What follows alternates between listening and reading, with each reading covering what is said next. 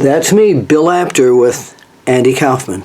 The very funny, very unusual, very weird in a lot of ways, way ahead of his time, Andy Kaufman. And more so, a very dear friend of mine. And man, I just wish he was still alive, because again, he was such a character, and I love characters.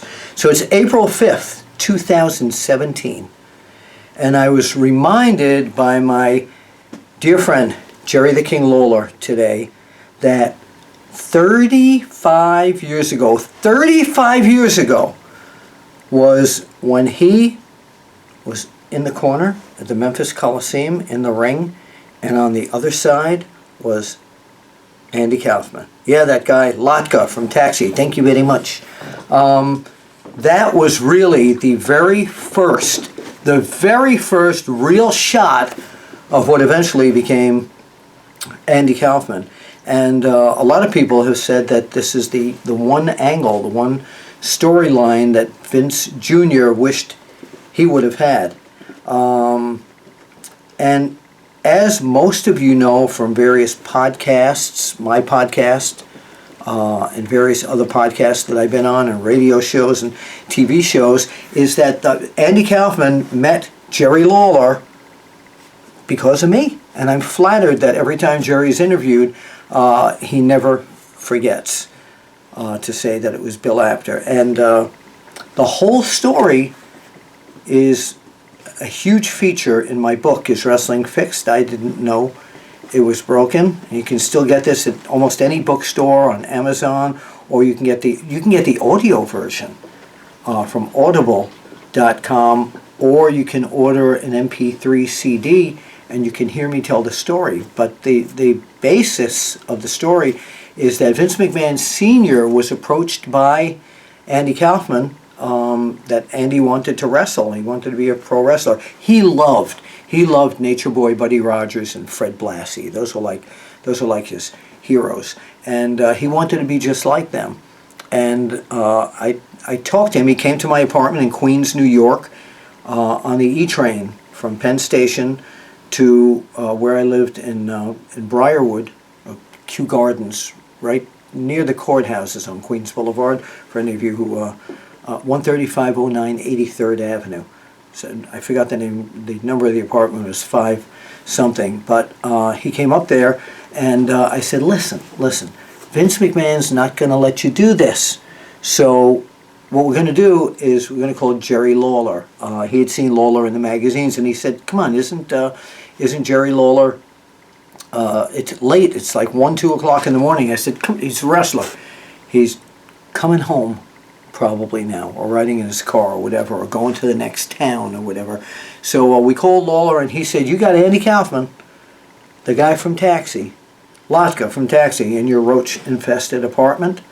And that's how it all started. So again, the full story is in my book, so you got to read it or hear it to get the complete story.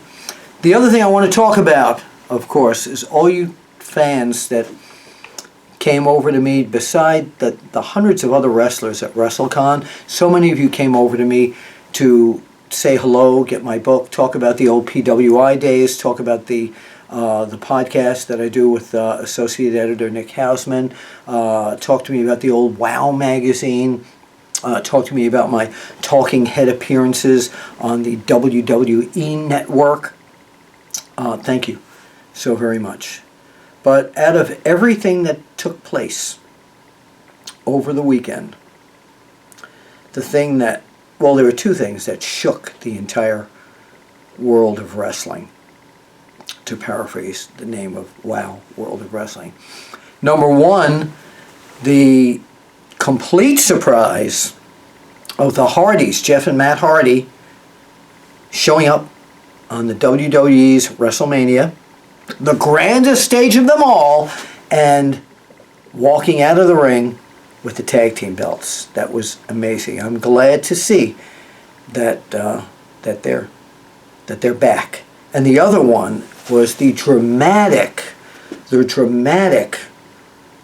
probable retirement of The Undertaker. And to me, what was so dramatic is when he took off the gloves, put them down, took off the jacket, put it down, very slowly took off the hat, put it down, and looked at it, and all of a sudden, all the years of Mark Calloway being The Undertaker were out of his body. It was almost like, I don't know, I don't want to say an exorcism, but the character just went right out of his body. And I've known him, God, way back since he first started, and when he used to team with Dan Spivey, and whew, I probably saw him in one of his first few matches before the undertaking happened to him.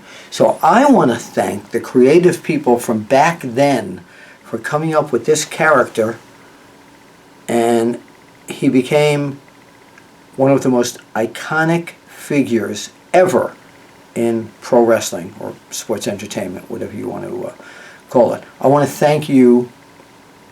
By the way, his entrances were like the most bone-chilling, goose-bumpy entrances. As soon as you heard the music, it was just amazing. So thank you, everyone who had a hand in the creation of The Undertaker, but mainly thank you, Mark, for portraying this character like no one else could have.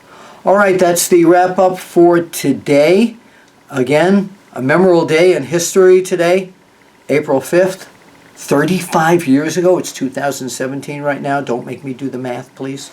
I'm terrible at math.